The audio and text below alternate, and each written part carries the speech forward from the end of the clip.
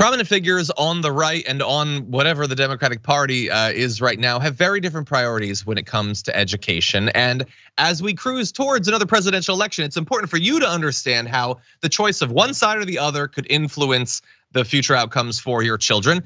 Take people like Ron DeSantis, who could be the next president. He's focusing on things like erasing Black history from Florida schools, and I assume that he would probably be interested in doing that nationwide. There's no end to the different books that they want to ban, scholars who they want to hide, Black African American scholars, LGBTQ scholars, all of that. Also, he's doing things like seeking transgender university students' healthcare information. There was the whole thing with trying to get the teen athletes' menstruation information, which thankfully, because of the public outcry, they actually backed off of that for now. So victory to those who fought against that. And it's not just him. He's an easy focus and he is very prominent, but many red states have passed legislation to prevent trans youth from participating in school sports, including the 18 that you can see on this map. This is a nationwide thing, a focus of the right. Now, on the other hand, you have Joe Biden, who is not going to be some sort of massive culture warrior on the other side or anything like that. But he does have some things that him and his administration are working on, particularly a long-awaited ruling that changes Title IX. This should have happened like a year and a half ago, but here's what they want to do. It directs how federally funded schools and colleges handle sex and gender discrimination. It's going to become public in May, and it's unclear when it would actually take effect. So you are still going to have to wait, and it could eventually be overruled, or overridden by a future president. In any event, he pledged to change it during his presidential campaign. And for the last 5 months, the Education Department has been reviewing more than 238,000 public comments on the proposal, and I'm sure they are very, very rational. Here is what is actually apparently going to be proposed to change in the near future. For the first time, it would include protections for transgender and non-binary students. It would expand the definition of sexual harassment, decreasing the threshold for what schools are required to investigate, because in many cases, they can hide behind the fact that what is being alleged doesn't rise to the very stringent requirements that are currently in Title IX. It would add protections for pregnant and parenting students, acts a requirement for live hearings in college and university cases involving sexual misconduct, which some individuals might not want to participate in because it's live in that fashion, and require schools to use a preponderance of evidence standard instead of a clear and convincing evidence standard in determining the outcome of most sexual assault cases, a change which advocates believe would reduce how often what is alleged by victims to be completely unjust outcomes would happen.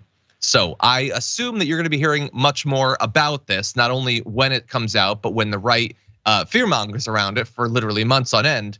But Brett, what do you think about some of these changes that are being proposed?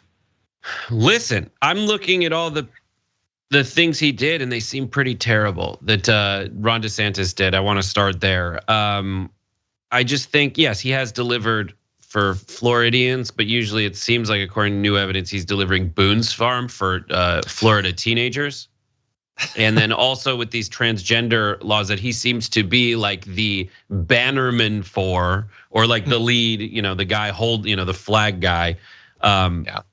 It seems like he really wants to see kids' genitals before they go swimming, which is weird. I think that's a hard one to say. And until that evidence came forward, that it seems like, and since he just says stuff and now it becomes a law, I'm going to, or now becomes true for his viewers because they hate someone. I hate Ron DeSantis. I'm gonna say things that I believe to be true as though they are true, as though they are actually happening, because that seems to be his standard. So it looks like, by that logic, Ron DeSantis, even though he's from the Republicans who say they're anti-grooming, has been grooming teenagers, and they're pedophiles who want to see kids' junk before they get in the pool. And I think that is more disturbing than going to a swim meet for K through 10-year-olds and just being like, everybody race, I don't care, everyone's getting a ribbon. So that's it. With the Title IX stuff, that's very nuanced, and I'm not going to be an expert on what's better or worse, a process for finding out exactly what happened in a sexual harassment case. I don't feel like the need for there to be, like, if there is a live hearing or not, like, you're supposed to be able to face your accuser and all of that stuff, and those are central tenets of the legal system. But do you need to face them in person or not? Do you want justice or not? I think those are things that I would want to see some kind of, are there those kinds of precedents in legal proceedings that protect people, and what are the outcomes? What do the outcomes seem to be? My gut is I don't think the everyone needs to be in a room together situation is necessary for us to find out what happened. But I think it's bad. It looks bad politically for Republicans and that whole group to say, you know what, we don't want to make it as easy as possible for justice to be served.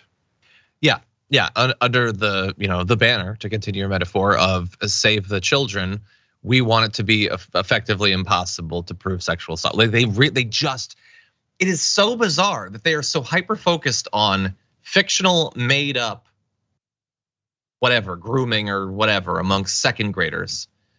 But then once you get to college, they could not care less about what happens to you and whether, if something happens to you, there's any justice. It's amazing how the standard changes. It's political opportunism. That's what it is. And by the way, there might be some follow-up questions about some of the changes that we've talked about and said, well, what about, like you showed in the map, all that focus on the athletes, trans athletes?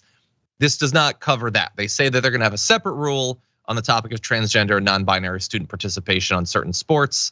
They're not saying exactly when that's gonna come. It took like a year and a half for them to, no, actually more than that, like slightly more than 2 years to finally make good on their campaign promises to change Title IX to begin with. So if this is coming later, maybe by the end of his first term, we'll see. Maybe in time for a President Trump to replace, we'll have to see.